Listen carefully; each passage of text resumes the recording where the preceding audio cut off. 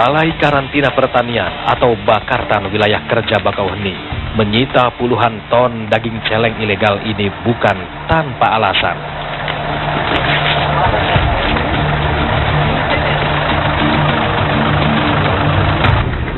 Tidak dilengkapinya surat keterangan kesehatan hewan atau SKKH menjadi alasan normatif yang dimiliki oleh pihak Bakartan Bakauheni. Selain itu, cara membawa daging celeng ini pun dinilai jauh dari higienis, sehingga dapat mengakibatkan penyakit-penyakit yang membahayakan bagi semua yang mengkonsumsinya. Tumpukan daging celeng ini semuanya berasal dari Pulau Sumatera, terutama di wilayah Bengkulu, Jambi, dan Sumatera Selatan.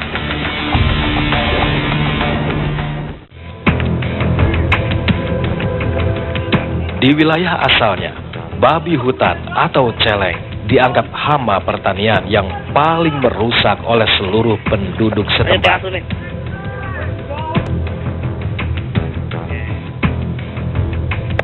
Babi hutan atau celeng diburu secara liar oleh warga, pemburu profesional, hingga pelaku bisnis perdagangan daging celeng ilegal yang sering disebut tokek atau pengepul oleh warga setempat.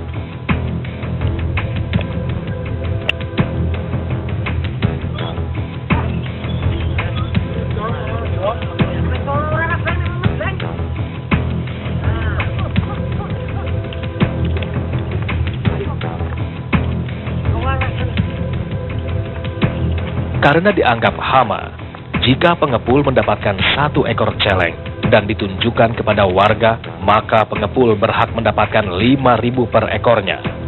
Ini dilakukan karena pengepul dan pemburu dianggap berjasa membasmi hama bagi pertanian warga. Jika pemburu menjual celeng buruannya ke pengepul, maka akan dihargai 15.000 per kilogram. Lalu pengepul menjualnya ke pemasok daging celeng dengan harga Rp20.000 sampai Rp25.000 per kilogramnya. Kami pun sempat mendatangi salah satu pengepul daging celeng terbesar di Provinsi Sumatera Selatan.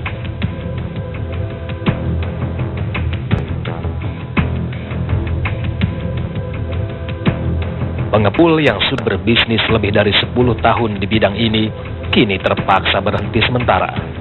Ia harus menanggung rugi karena pada tanggal 30 Juni lalu, 4 ton daging celeng miliknya disita oleh Bakartan Bakauheni. Sebut saja Lapen. Kepada tim telusur, pria paruh baya ini mengaku sadar betul akan bisnis yang dijalaninya adalah sesuatu yang ilegal. Itu tergantung permintaan. Kalau permintaan banyak, berapapun juga kita bisa siapin. Biasanya ya 3 ton bisa. 1 hari? 1 hari. Omsetnya? Omset dari segi apa keuangannya? Keuangan. Kalau 3 ton ya dikaliin 5.000 aja sudah. 3 ton kali 5.000.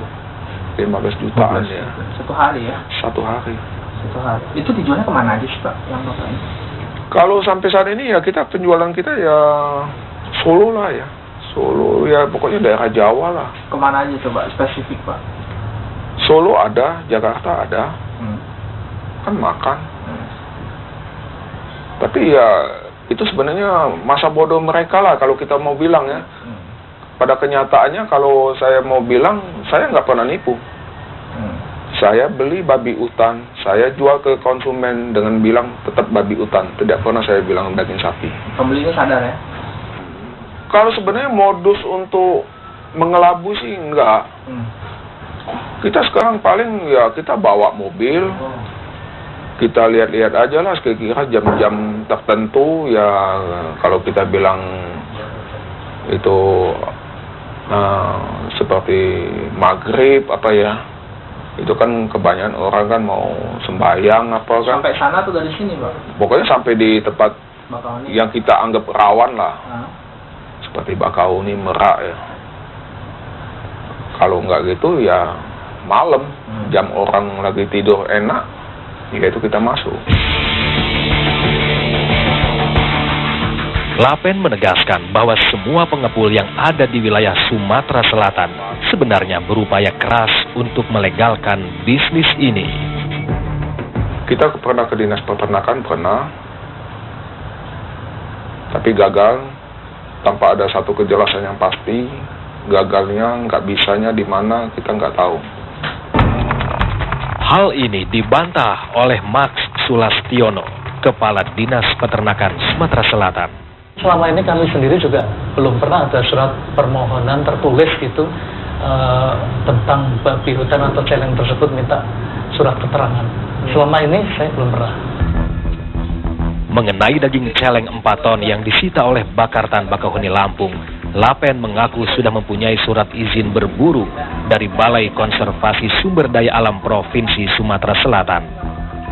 Mereka bilang babi itu hasil dari hutan, jadi perizinannya harus melalui Dinas Kehutanan. Gitu. Iya, jadi kita ikutin, kita jalanin sampai keluar surat-surat semua keluar. Tapi pada kenyataannya begitu kami mau kirim dengan dokumen yang ada, surat jalan yang ada, sampai di karantina kami dicegat, nggak bisa. Pada tugas penyelenggaraan spesies dan produknya itu ada di Balai KSDA Sumatera Selatan. Tetapi pada jaminan mutu, ya, kemudian apakah dia akan mengandung virus, bakteri, atau penyakit ketika spesies atau spesimen itu diedarkan ke provinsi lain, maka ada lembaga lain yang berwenang, yaitu Balai Karantina dan beberapa provinsi di Dinas Peternakan, gitu ya. Itu memang aturannya begitu.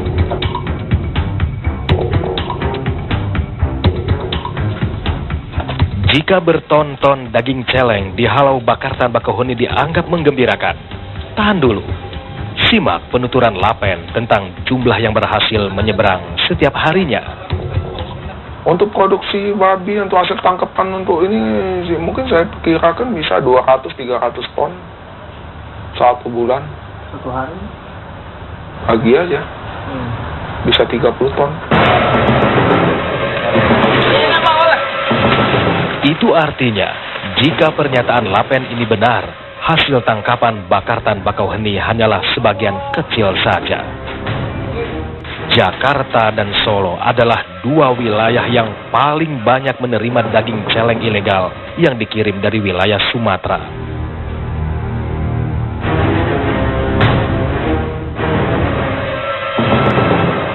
Besaran pasokan daging celeng ilegal yang masuk ke wilayah Pulau Jawa dikhawatirkan membuka kesempatan bagi pedagang-pedagang nakal yang berusaha mengoplos daging sapi dengan daging celeng guna meraup keuntungan berlipat ganda. Sebagai panduan kecil, inilah perbedaan antara daging sapi dengan daging celeng yang patut Anda cermati.